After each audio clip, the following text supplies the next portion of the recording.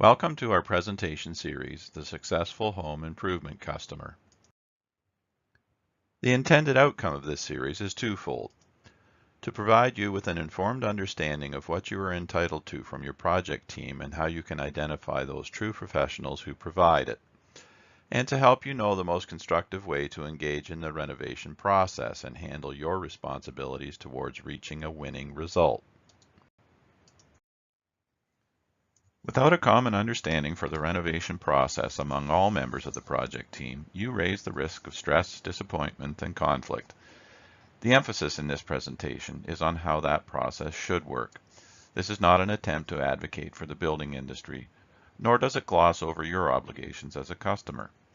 From this objective vantage point, some homeowners might see their obligations here as inflexible or too demanding. Similarly, some contractors might be uncomfortable with the standards set for true building professionals. In some ways, that's the point. If you've been directed to this presentation by a building professional, then the odds are that they recognize those standards of professionalism and run their business accordingly. If you, in turn, can commit to the obligations of the client in this process, then you are on your way to the common understanding that forms such a crucial foundation for your project. Now let's turn our attention to your home renovation. It might surprise you that our starting point in this exploration will be at the finish. If our shared objective is a satisfying home renovation experience, then perhaps we need to get some clarity on what satisfaction is going to look like when all is said and done. So take a moment to think about that. What will success look like from the vantage point of the finished project? We think your opinions are going to form around three general areas. What we mean by the product is your newly renovated home. Did your design and the choices you made give you the comfort, function, and appearance that you hoped for? When the work is finished, is your home ready for you to use without you having to learn to live with shortcomings or plan secondary modifications? When the crews left and your home was turned back over to you, was the work complete? And although you may only know the truth of this as time passes, was the workmanship, quality, and materials appropriate to the task? Next, as we look back from the future, comes the question of your experience through the construction process itself. Were you involved in the most constructive way? Was the stress you encountered managed and kept to a minimum? Note, we're not suggesting that stress can be eliminated, but you can do things for yourself and your build team can minimize it when the process is managed correctly. That means events actually follow the planned schedule. You can go about your life, if not as you always would have, at least with the benefit of realistic alternative routines and planned workarounds. Did all parties deliver on their commitments and work to a common objective, especially when the inevitable surprises came up? Were you part of the team and were you kept informed? Were you comfortable as work progressed that building correctly mattered more than simply getting it built? Did you feel that someone on the build team was actually looking ahead to anticipate potential snags, as opposed to stumbling through problems as they arose? And finally, no look back on a project is complete without considering what was paid. But let's confront one of the biggest friction points here. If you will only look back with satisfaction on a completed project by feeling you paid the lowest price, then be prepared that most of what we listed so far simply won't come to pass. Absolutely, you need to feel that you got what you paid for, but that's not the same thing as paying the least amount possible. Did you get what you paid for? Now the trick here is that much of the true value you get from a quality renovation may not be all that visible to you, so be willing to listen and learn just where your investment is being used. Did you and your build team work within the bounds of what you can afford and what you are prepared to spend? It's easy to let things get away on you as a project progresses, and good ideas along the way can have a nasty habit of escalating the final price you pay. It helps a lot when the professionals on your job are working with you to keep the cost projections up to date and realistic. And lastly, have you added value to your property? But be careful about justifying a renovation on the premise that all the money you invest in the project will translate immediately into an equal or greater boost in market price.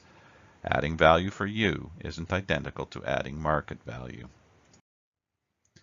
The remainder of this presentation focuses on how to set the stage so that when you look back on your project, the answers to all of these questions is yes.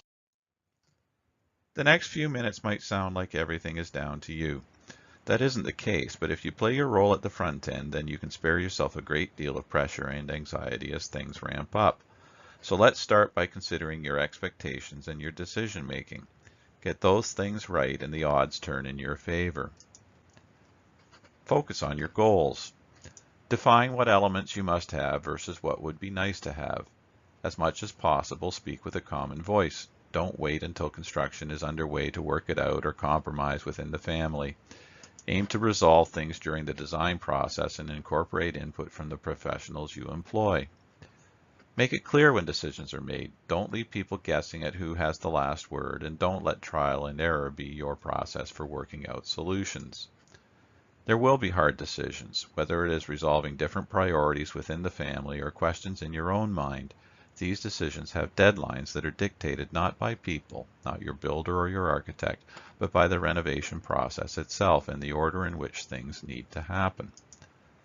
Perhaps the toughest thing is to recognize good advice, even when it contradicts you. It can be painful to hear your ideas aren't practical or that your plan won't enhance the value of your home. You don't have to follow any and all advice you receive, but listen to it. Trust that your team does have your best interest in view. Focus on your team. You can probably figure out for yourself the importance of choosing professionals you can work with. You also need to consider how they work with each other. At times, that may mean you have to tell one or more of them something they don't want to hear. That means they all get the same message from you and you get their commitment to do what it takes to follow up. We'll return to the subject of selecting your team later, but here is a quick test of whether you are on the right track. Are you comfortable letting them get on with their jobs? If you can't give the professionals room to do their job without challenging all they do, you simply won't have a positive experience. Either you still have to clarify those decisions we talked about, or you haven't done enough homework in recruiting your team. Now let's consider your role once things get underway.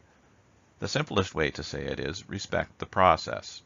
By that we mean understand that some things just go with the home renovation territory, and avoiding them or putting them off will just compound the disruption they can cause. One message you will hear repeated in this series is that home renovations are not just a strictly linear process. You won't always move methodically from step A to step B to step C, tackling the next step in a sequence until the job is finished. Be prepared to circle back on some activities and some decisions, because that is what will happen. In fact, there are points where retracing your steps is exactly what you want to do, because catching changes early and adjusting your course from there is almost always better than coming across it later in the project. Red tape and regulatory demands may not land in your lap, but you need to understand what happens because it affects your relationship with your builder or architect. The range of permits, licenses, and permissions your project needs can seem endless. Our point isn't to suggest you must learn it all, but when you are aware of what others must accomplish, you will be more comfortable knowing that work is ongoing, even if it isn't visible on your job site. Beyond your role as the property owner, you might take on some portion of the build project itself. When you do that, you have to mesh with all the other work that goes on in terms of timing, inspections, and meshing with the other stages of construction. Being the customer doesn't exempt you from all the performance requirements placed on any other aspect of the job. Home renovations are complex. We've talked at length about getting as much as possible settled at the front end, but it doesn't suggest that changes can be eliminated. You need to be willing to respond to changes, and your best strategy to deal with it is to make yourself available to work through decisions. Start out understanding that changes happen. Don't default to finger pointing, where it will only cloud the path to a resolution. We talked about the value lying in places you don't see.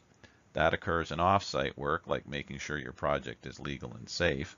Your project also benefits from unseen time and effort and materials that go into the building itself. Much of the workmanship that will determine the ongoing quality of your project will be hidden from sight. Allow your builder to explain these elements to you. You will be more satisfied in the improvements you're making to your home, and you will certainly gain a better understanding of what your investment is buying you. Up to now, we have talked mostly about you and preparing for the role you play in getting the renovation result you want. That's not so surprising since you play a pretty important part in getting things right.